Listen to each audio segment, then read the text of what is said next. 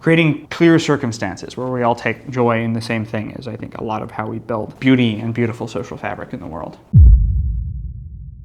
I'm here again with Jonathan Wallis of the Avalon Institute.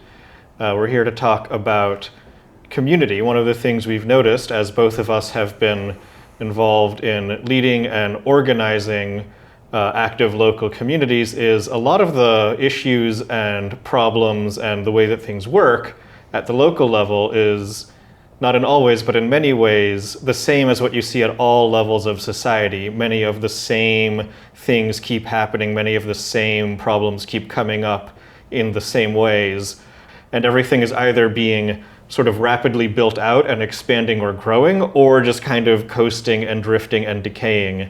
And you don't really end up in these states where the maintenance is keeping things exactly balanced at exactly the same rate that things decay.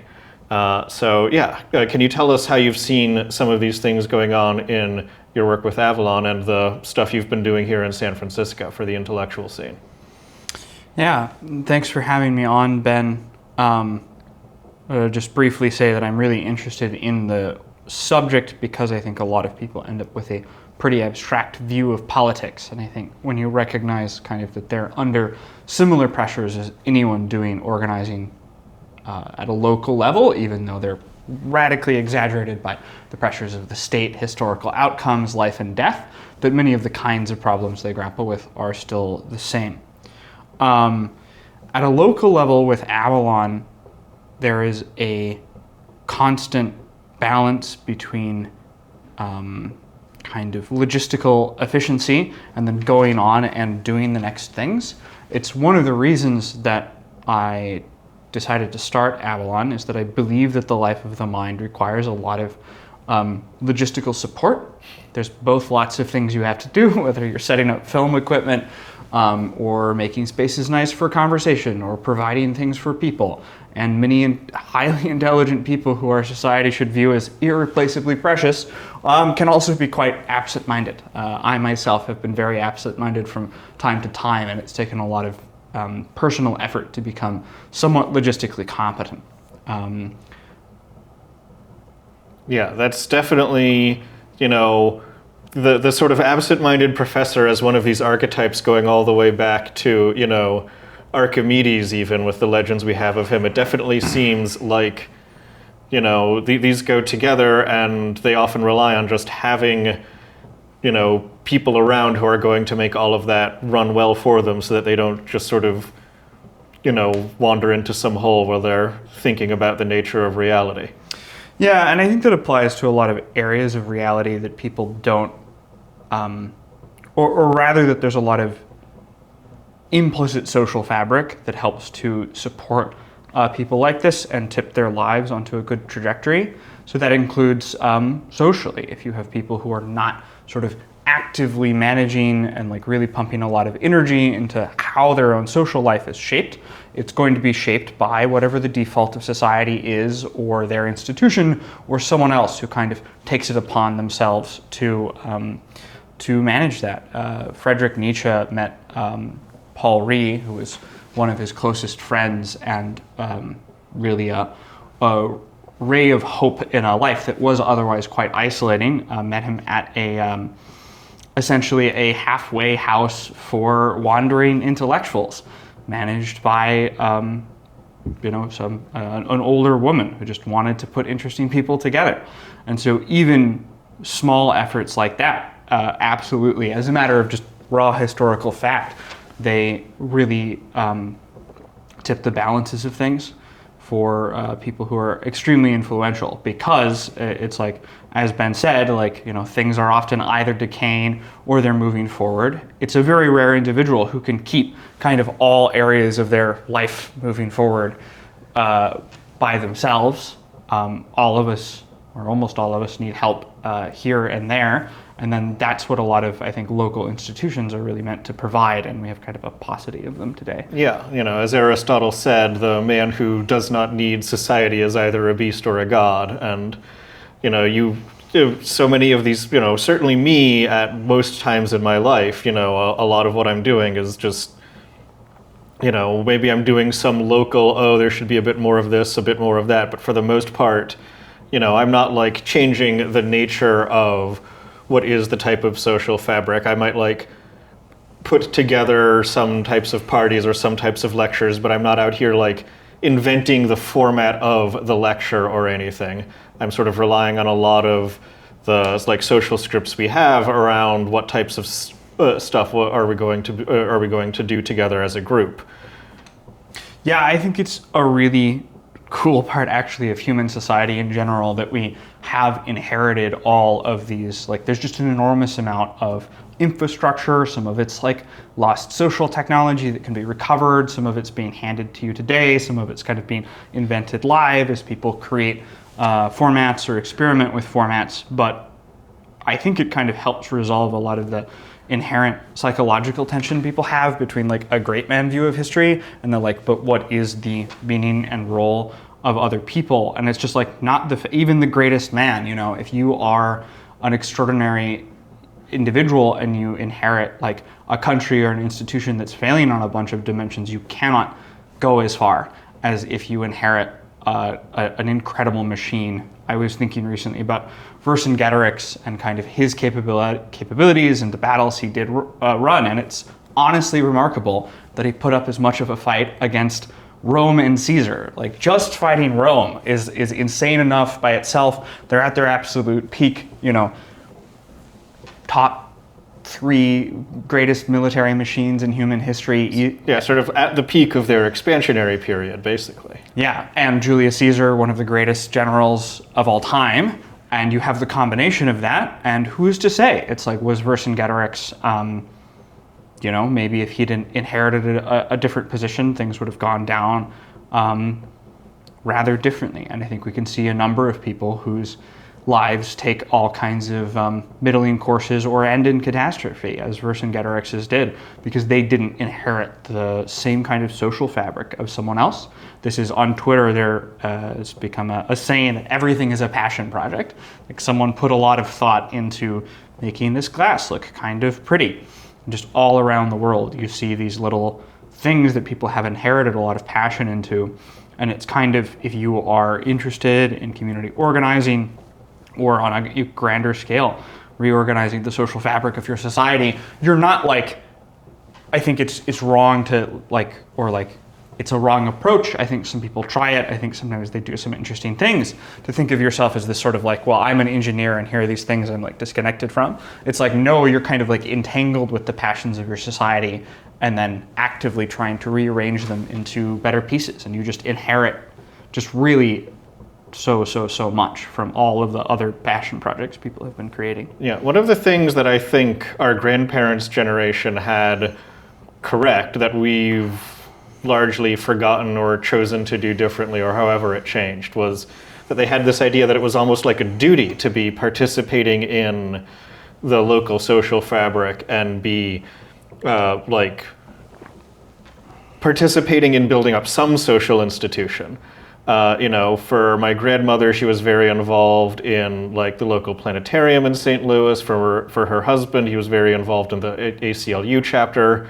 For some people, it might be the opera or the Elks Lodge. But one of the things that I think they were correct about, which I've tried to do myself, is the idea that, we have an obligation to be putting something in, to be putting some of our energy into these communities that we participate in. Because once you see them as things that require this type of like energy and ongoing renewal to exist in the world, like it started feeling kind of bad for me once I started noticing that and just being like, so here I am, I'm consuming a bunch of this and I'm not like, I'm not organizing it. I'm not like donating to the opera or like I'm not putting anything into it. I'm just kind of like, it felt like free riding for me at a point.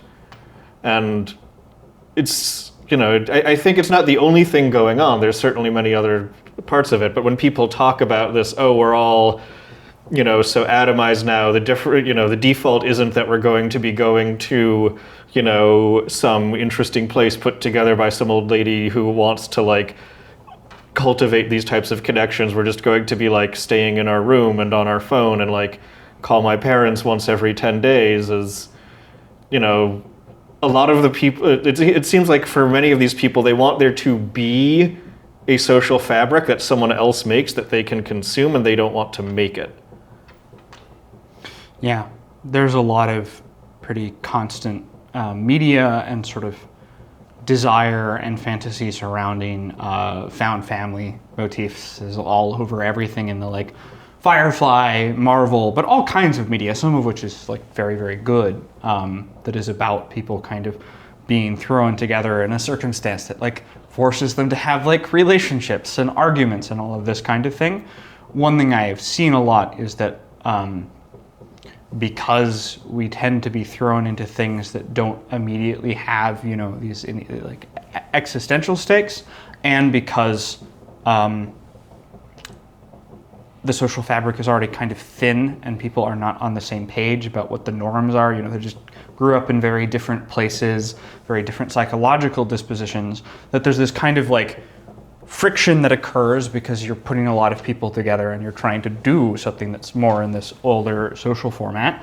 And people have lots of interactions that annoy each other. And then I think a lot of people over time, they're like, I've seen a lot of people, it's like particularly like they have children, obviously that by itself, it takes a huge amount of effort and energy, kind of amplifies a lot of social frictions, and then they drop out of producing social fabric, which I have a lot of empathy for, and I don't mean to say it's like on them. It's often the case that their community, like maybe, or like in a better world, would put a lot of effort into like providing childcare and kind of making the economy of frictions pay for itself or cancel out. But I just see a lot of people in all kinds of life positions or start working some kind of high-power job drop out of a system of maintaining the social fabric because the annoyances are too large, and then the less social fabric is that there's like fewer places to even start to get on the same page about like what we're doing and what's appropriate and how should all the individuals contribute and how should drama be resolved. And right, which does take a lot of ongoing effort because people keep bumping into each other. And yeah, and like you used the phrase found family as the sort of like fantasy that is often out there, and like it got me thinking, when I have seen things kind of like this work, it seems like they are built rather than found.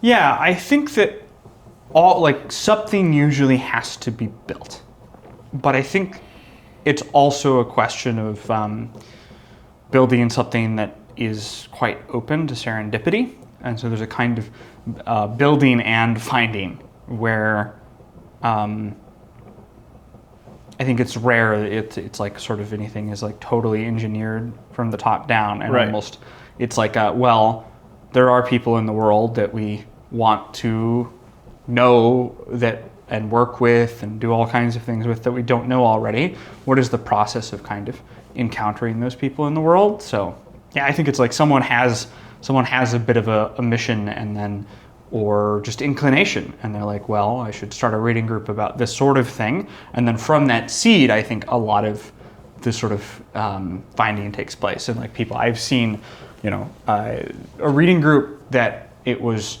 run by someone else in Seattle, and then they moved on, and I sort of took it over and kept it running.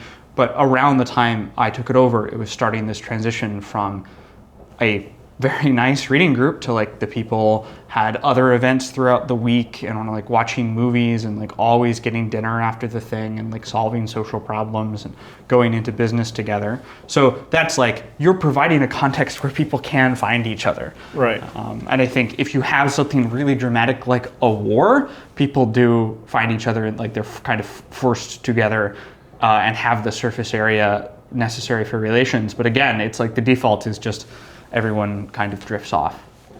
Yeah, it was one of the things that's very striking is, as you're watching movies from shortly after the Second World War, is that like whenever the writers need an excuse to have two totally different, totally random people who are close to each other and like how are we going to connect these two characters? We could just make them war buddies, and like that will basically make anything work as a premise. Yeah, you also see a lot of in those films, it's like, oh, you were part of that infantry battalion that I like knew, or we were part of a same general structure, or like we heard that you were an airman and I was an infantryman, but there's some spark for where kind of an initial social positioning matters a lot, I think. Like kind of how much fabric you even have to begin with, how many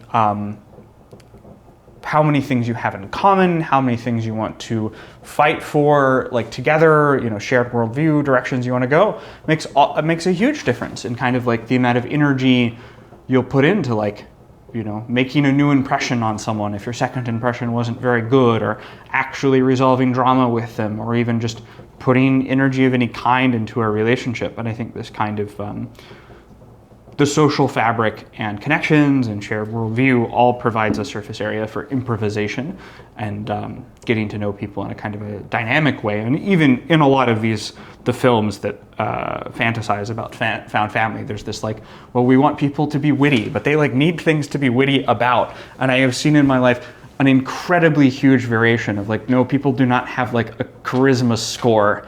I myself know from personal experience that when I was younger and thought of myself as quite awkward, you go to a house party and you kind of don't know that many people and you don't know what they're about and you have no context. And this is incredibly different from going to a party where you like know, 8 or 10 or 12 people or almost everyone there.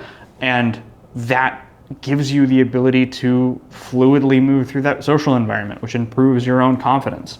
And I recently went to a party where for the first time in a while, I kind of didn't know anyone. And I was like, this is really contextual. How awkward you feel is really, really contextual. It's a little like you're being thrown into a kind of fight you've never fought before. You're like changing styles of martial arts, or even like changing the period of war that you're in. Like Alexander might be a really good general, but if we plop him into World War II or something, it's gonna take him a while to catch up, maybe a lot faster than like anyone else, but still the number of moving parts you have to consider, the amount of mental friction, even just this question of where do I even start. So that all is like, I think a very important thing when thinking about social fabric, and even your own position inside of it is like, you might be someone, and I have been this person who's like, when I was younger, just feeling very awkward and isolated in the world and not finding the interactions I want. You can build spaces that bend towards them. You can't just like fiat it. You have to learn to exercise some grace and bring people into the experience and accept things that are heading in the right direction, but not quite what you want yet. But you can do that and then find yourself actually feeling quite, charismatic and capable, because you have brought yourself, as any good general would, onto a battlefield of your own choosing. Yeah, it makes me think about on sort of the less local, immediate social fabric level. The way you'll get these, any different scenes, different cultures, different subcultures, different groups are just going to have their own norms. And like, even apart from just knowing the people and being able to function in that context, just different ideas about how it is correct to act. And like, I remember there was a bunch of this sort of like cultural confusion when some of my friends from here in the sort of San Francisco intellectual software adjacent scene were meeting a bunch of people from the sort of Washington, D.C. sort of like policy scene. And they were like very thrown because these D.C. people would like meet them and then like share some sensitive secret, which in their culture was like this sign of trust and an overture towards friendship, which they were parsing it as like, why is this person telling me a bunch of drama that's not my business? And it's just this sort of like different norms in different communities, which, as you're navigating this stuff, you have to just understand what are the ways that things are done over here? What are the ways that things are done over here? And,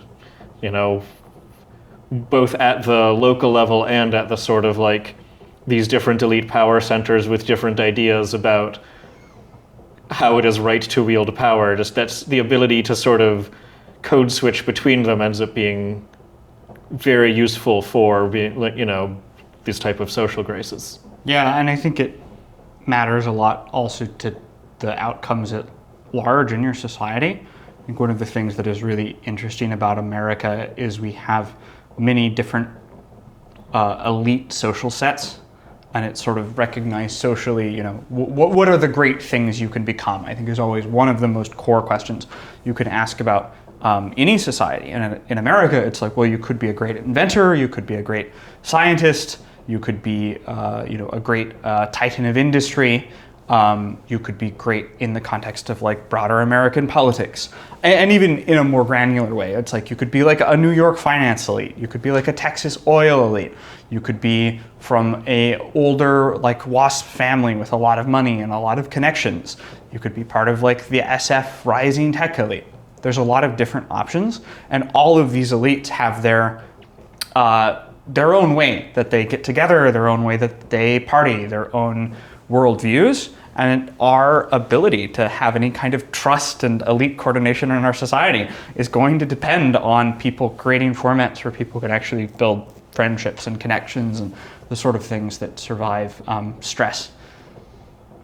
Yeah, and just being able to understand, especially when you have this, probably more so when you're talking about these sort of different elite groups, like they need to be able to, they can't just silo and do everything internally. They have to be getting along with each other. And so can they understand each other? Can they,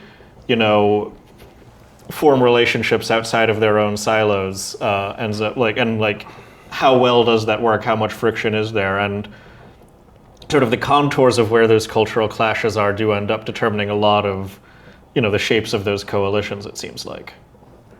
Yeah. And I think it is possibly part of why people in modern society experience. It's also a question of like how capable your own elite groups are at finding new talent, at bringing in outsiders, at xenia, guest hospitality. And working with kind of anyone from the outside world all depends, I think. It's like on who's running the salon, who's running the place where new people show up. There's a good bit from Joe Rogan's interview with Quentin Tarantino, where Joe Rogan's like, yeah, we wanted to make a comedy center where like the new people with a passion for comedy could come in and get exposure to the greats and go up and do their set and get the kind of full range of blame and criticism. And it's like, if you want the comedy world to function well, that is absolutely what you should be doing, is concentrating a lot of passionate people and having a place where people can go. I want to be great at comedy. Maybe I should go to Austin because Joe Rogan has this thing. And if you look at the history of the success of like any human, like really any human tradition in its society, you will find people maintaining that social fabric and infrastructure. Right, and one thing that I've seen happen sometimes to things that sort of got medium size and then moved into stagnation was that they had that sort of open, they had a funnel in at the beginning, and then there were like enough people around that the sort of core group was like basically having their social needs met, and they were like, yeah, we've got our friends. And so they would sort of retreat from the public-facing spaces, and then the public-facing spaces would wither because the core people were gone. And then like it would turn from this sort of vibrant scene into like a group of friends who would keep seeing each other, but like there was no longer any intake, there was no longer any way for other people to get involved. Whereas the ones that have maintained, having a place where the new people can show up, and like it's going to be frustrating for the old timers who are having this conversation about like, have you heard of this new thing? Yes, I've been doing it every day for 17 years, but then, so the way it often ends up working in a sort of functional, mature thing that's been around for a while is that like some of them go intermittently, and then you've got these sort of like, the people who are reliably putting in the effort or making a good impression at the public-facing thing sort of move one concentric layer in and then one concentric layer in, so that not everyone from the inner core has to be going there every single time, but there is enough of a presence that there's kind of an on-ramp into the middle. Yeah, I think that that's exactly right.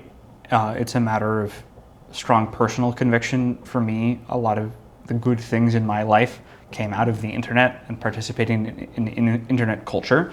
And I post and engage less these days and don't really run online communities or like really add energy to them in exactly the same way that I used to. But it's a huge part of what I am doing, that I'm trying to create kind of a landing pad for people from the internet to build a set of real life connections and find friendship and opportunity and even just a place to crash.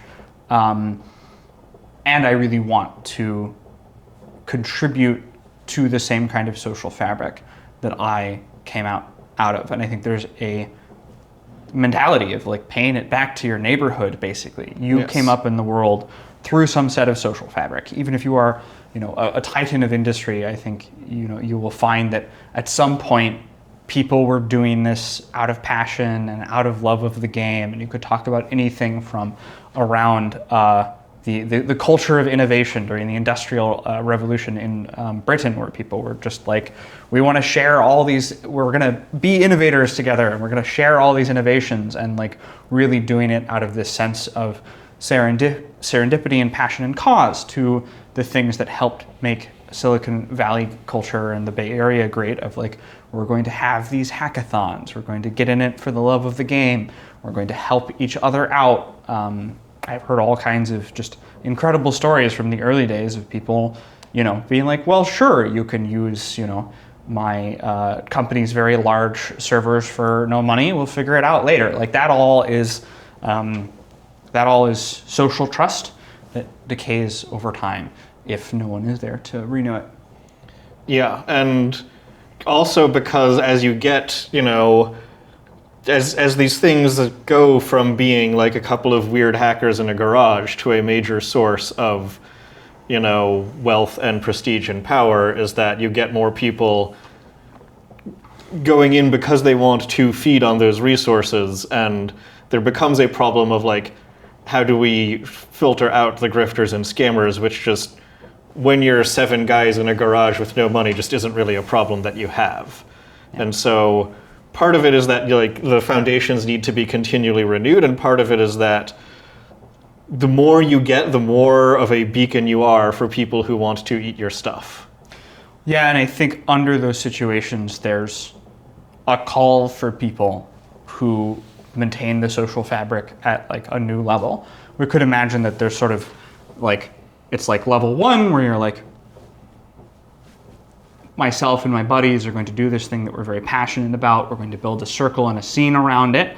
And then as you start to develop resources and a bit of institutions, you're managing something institutional. You have a bank account, you have paperwork you have to fill out. You have like the new emotions and interests, and like, before a bunch of things were just left implicit, but now some people are getting paid more than others. Like all this stuff just crops up as you move into a more institutional format, which means you have less time to manage the periphery and make new people feel welcome and all of the social stuff. And so it's like, if people want those institutions that are the lattice for the ambitions of some social set to expand and people to do even greater stuff in the world, people need to step up and like start doing, periphery social organizing, because that is where I think like the social, the most important person at some institution cannot do the kind of continuous low-level friction of like making the new person feel welcome and helping them get over their awkwardness to the same degree. I think you should probably touch base with that kind of thing every now and again, but they just can't do it to the same degree. So it's like the effort of good people gets institutionalized in a way that is good, but then often they are not playing this role of just continuously renewing social fabric. Yeah, I feel like I've seen a bunch of this arc with, I used to be very involved with the Less Wrong social scene back in like 2013. I was leading the local chapter in Boston, and this was this very, early stage. It was there was only periphery at the time, and like, we were like holding our meetings in MIT classrooms unofficially, just kind of sneaking into the building and like giving people the instructions on how to like, unauthorizedly enter and get to where we were, and like there was no money involved, there was no like, no one was working for any sort of organization. And then, as they've I think, done a quite good job of managing all of this. I eventually, around 2016 or so, I was much less involved, but they've kept, they've done a pretty good job of maintaining these pipelines. There was like a brief period of a couple of years where it kind of broke down and then got rebuilt, and now it's this very large, they've got the whole light cone infrastructure, which is moving, large sums of money. It's got a bunch of full-time people. They're building all of this infrastructure for moving grants around, but like they still need to have this fairly functional periphery, which is going to have less polished people, is going to have a lot of these opportunities. And it seems like they've done a fairly good job of being able to build out and maintain that stack with, not in a sort of like super smooth, no conflicts way, but by virtue of like grinding through the 12 million, points of friction and several dozen really big heated arguments. Yeah, I think that these things only ever look super smooth from a very, very zoomed out historical perspective, where all of the arguments that happen in the room and the drama all becomes this kind of backdrop for something that's a bit of a meteoric rise. It's very much Clausewitzian friction of like, from the perspective of the French or whoever the Prussians are fighting at any given moment, it's very much like, how could the Prussians be here so quickly? This like lightning march from place to place.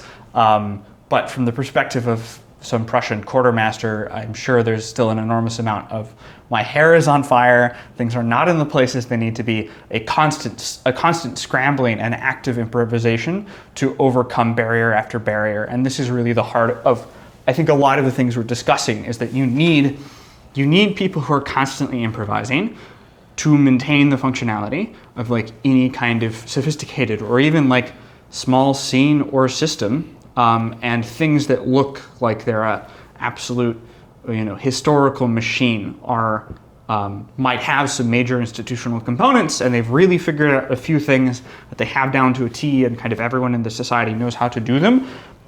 But because you're trying to expand what you do in the world, because you want to grow, because you want yourself, your friends, your family, your children to have more resources or more beauty or more opportunity, you're always going from like, our society has these things kind of pinned down into the next phase. And that sort of natural scaling of ambition also means that someone has to keep improvising to keep the logistical systems up. Yes, and one consequence of this, which I think is very counterintuitive for many people, is that if you have a healthy organization, it's going to be very contentious. There's going to be these arguments, there's going to be blow-ups and people who are like trying to pull things in different directions and really getting each other's faces.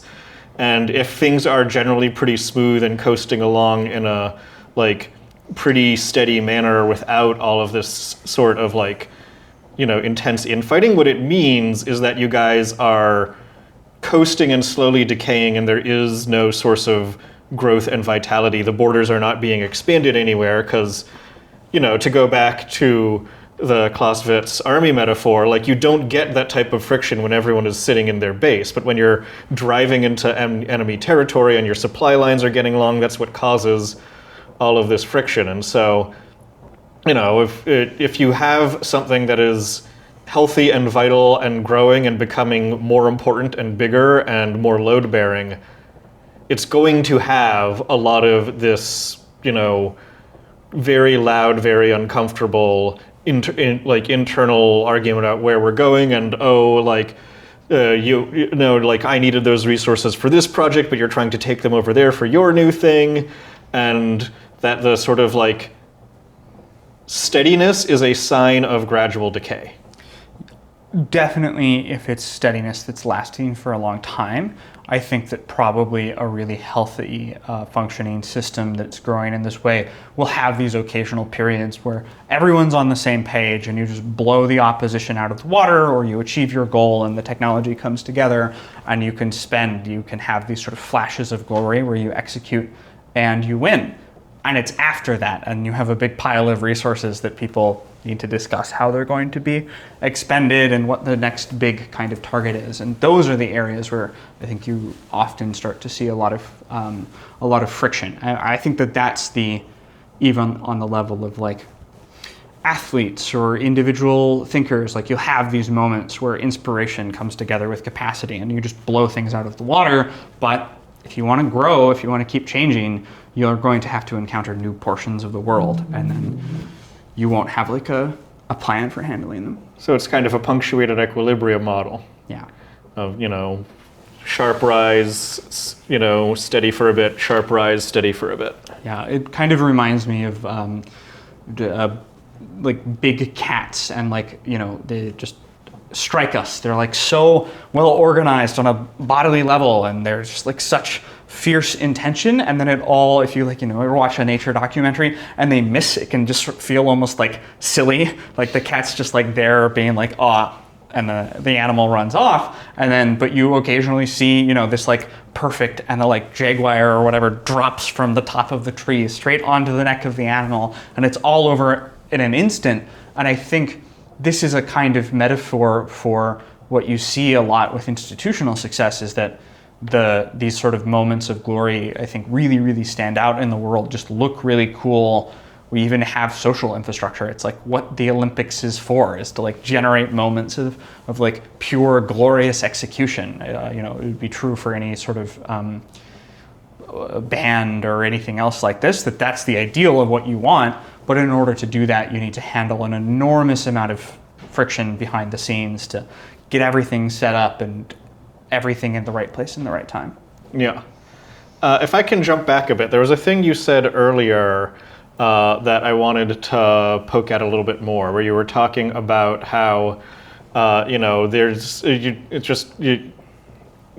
for the social fabric, it's just very different when you have, so much of it relies on already having that context, and it's just, when you have that built up and sort of, or the beginnings of it, it just puts you in a very different position than if you don't have any of it. And just, how do you think it is better, how do you think people should act differently if they are trying to navigate a situation of there are some of the pieces in place, or I'm in contact with a group that has some of this going on, versus if they're just like, well, I'm just in the middle of nowhere with nothing to start from? Because it seems like, and my own experience is that the sorts of things that work well in one of those circumstances just aren't very appropriate to the other. It's a pretty sharp distinction, and I imagine we have viewers in both circumstances.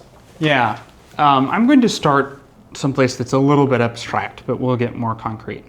I think when you're in situations that are more determinate, when people know who you are, when they know that you can produce, certain kinds of value, that you have these virtues, you can be relied upon in certain circumstances, there's a certain kind of flexibility that actually comes out of that, and like people kind of have a degree of trust if you're like off the beaten path, or you're like not at your best, or you're currently doing a behavior they don't quite like. They'll give you more grace quite naturally. Yeah, I think of it as you have earned some credit with them. Yeah, exactly. And also people know how to start interesting interactions with you when you are something that's determinate, right? It's like, well, you've written some articles about something. This just starts a lot of good conversations. You like to talk about how you wrote about your love for beautiful old things and how our society doesn't care about this enough. And then people gave you some beautiful old things, really lovely plateware. This is an example of the serendipity of the world that comes when you are a determinate object, is that it provides people a context where they can improvise with you. I think that if you are in the position of being indeterminate and you're a guy at a house party and you don't know people, I think that's a situation where a lot of desires can conflict, right? You can be like, there are social behaviors that bother me, or it's too loud, or I just feel slightly uncomfortable here, but also I really want to talk to that girl, also I want to seem cool. I think in a lot of people, being in this indeterminate situation also brings up this indeterminacy in yourself. I think if you want interesting things to happen in that circumstance, you need to become more determinate. You need to be like, I'm going to really feel fine just striking out and talking or doing this particular kind of thing. It's a little like what people talk about in the world of romance. It's like, don't try and be everything to everyone. It's like, should you get a tattoo or not from the perspective of your, it's like, some people will love that, some people won't. And the same is true for like all levels of a lot of different forms of social behavior. You can be the life of the party, and then some people will find that you're being too much. You can be the guy who knows lots about lots of things and will kind of immediately go off on a beat about different historical or intellectual subjects. Some people will be like, oh my gosh, I have so much to learn. Some people will be like, this guy isn't, he's not any fun. And in an ideal world, we'll become flexible and great and be able to all do these behaviors at the right place at the right time. But I think you need to become something first, to give people context to start to interact with you, and then like to together flesh out kind of other sides of your character. And I think in the modern world, people just actually do end up feeling quite indeterminate because there's not social structure that supports like a good process of self-discovery. And so then there's more of a need for people to kind of actively and purposefully try these things on and find which ones fit and what they can go with. And not just on a level of I'm going to be this particular kind of guy, but I think in a way that's even more, because that's so intensely existential and spiritual and related to your own self-concept, something it's actually in a way easier to be like, I will create this particular social context because it will enable something I like, and then go from there. Like making existential decisions in a bit of a vacuum is maybe the hardest thing anyone will ever do, in my opinion. It is way easier to be like, well, I do wish I would spend a little bit more time in this particular mode of human life, whether that's you want to, drink with your friends in the woods at midnight under the full moon and recite poetry. Like, you can do that. Like, I think really any kind of moderately competent person who tries to become that or can find help to do that could set something like that up and make it super recurring, and people would come there and engage with each other. Or you're a reading group. So I would say, like, when I'm talking about rendering yourself determinate, the first thing that came to mind is not just making it clear that you're a particular type of guy or engaged in a particular mode of social life, but actually just you become the person who's providing the determinant context, which is kind of the contrast to an awkward house party where not enough people know each other. Yeah, I've found in my own experience a lot of the things that I'm really glad I've done started with this, man, nobody is doing events like XYZ. I went to this thing and it was the first time in 2 years I was able to have this type of interaction. Why is nobody doing this? Then I was like, why am I not doing this? And then, there were these caffeine and arguing parties I used to run for a while, where those just started because there was this particular style of mildly combative argument that I was just not getting enough of, and I was like, okay, so I just need to build a social container for that. And they became pretty popular, and I think that they were both good for the social fabric and good for for me within it. And I got people asking, oh, when's the next one of those going to be? And trying to make sure, oh, my friends are coming into town, let's make sure they get into that. And it just started because I was like, man, I just had this interaction. I had these, and this was where I just ran into these people who I sort of vaguely knew, and we could just immediately get into it. And people knew that just going right into that debate is the activity here, and not everyone wants that. Certainly not everyone wants that all the time, but I need to make something where people are kind of expecting that and aiming for it. And yeah, I think that type of, here is the type of event that I want, here's the type of container that I want, just go out and do it. I think it often works very well. Yeah, and I know for myself that my own sort of psychological flexibility, openness, feelings of trust and camaraderie tend to go way up when you've all done something together well. And I think it is another important part for social organizing is you should have some period of time where you kind of insist that we are going to do the activity together. People are going to do the reading. They're going to talk about the reading. They shouldn't get too far off topic. You have to draw them back to the topic. Stop people from going on, these like 5-minute long tangents that are not like everyone's there to do the activity. So people are going to find it distracting from what they want to do. Once you've all done that together, it's so much easier to be relaxed and to listen to tangents or give tangents. And I've seen a kind of very interesting dynamic at a lot of reading groups that are structured well, and people sort of have time to hang out afterwards, and you as a community organizer kind of help provide that. You're like, I'm going to dinner, would anyone else like to come? People will usually, they'll talk about other stuff for a while, and they'll talk about their lives and the news and a bit of politics and everything else. And then the readings will start to crop back up and get interwoven with all of the other stuff that they're encountering. And that is some of my favorite sort of, encounter, where because you've done something really determinate, you all have the shared social knowledge, everyone can refer back to it, and rather than like you're not trying to force it into everything, you just have this other field, and that's kind of where this like improvisation I'm talking about, the way that determinacy enables improvisation, is you have this like unstructured field of all the things in life people want to talk about, and then you have this other structure, and they like come to have this spontaneous relationship with each other, and that's just incredibly enchanting, and I think it's the kind of thing that people look for or really want in many areas of their life, is for something, something kind of clear and playful and determinate to emerge out of the arts and crafts that, for people to take up music together in an improvised way, or for a whole scene to be like, let's just go and do this really cool thing or cool mission or cool quest.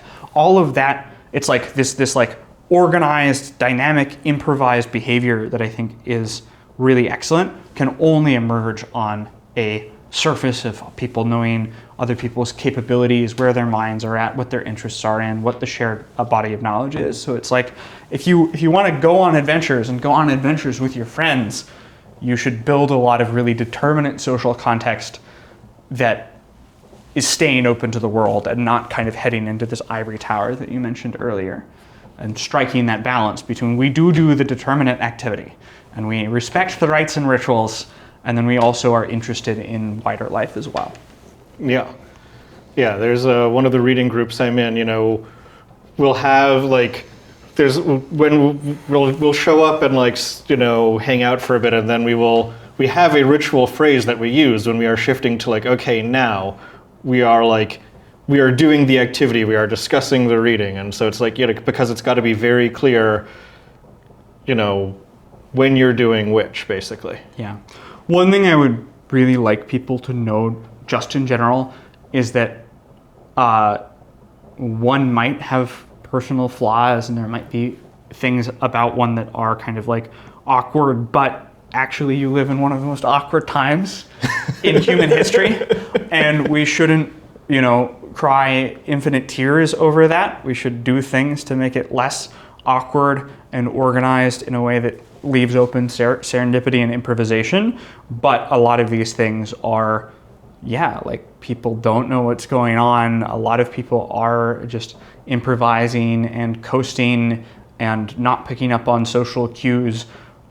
People, I think, often their awkwardness comes from the fact that they like justly want more social structure, and it's not just what people call autism. It's actually really nice for lots of people, and if you manage to do a good and graceful job of finding these like kind of rites and rituals that people actually enjoy, even people who are, otherwise, like normal, socially competent will be really thankful for it, because so much of human life is determined by like how much cognitive overhead you have. And if you provide something that's determinate and good, everyone's like, okay, we're doing the activity, we can all focus together, we can all share this together and really take common joy in the same thing. And like creating clear circumstances where we all take joy in the same thing is, I think, a lot of how we build beauty and beautiful social fabric in the world. Yeah, it gives the skeleton to a lot of the, less structured interactions which will be built on top of it. Yeah. Cool. Well, thank you very much for coming. This has been a really interesting discussion, and I'm sure we'll see you again soon. Yeah, my pleasure.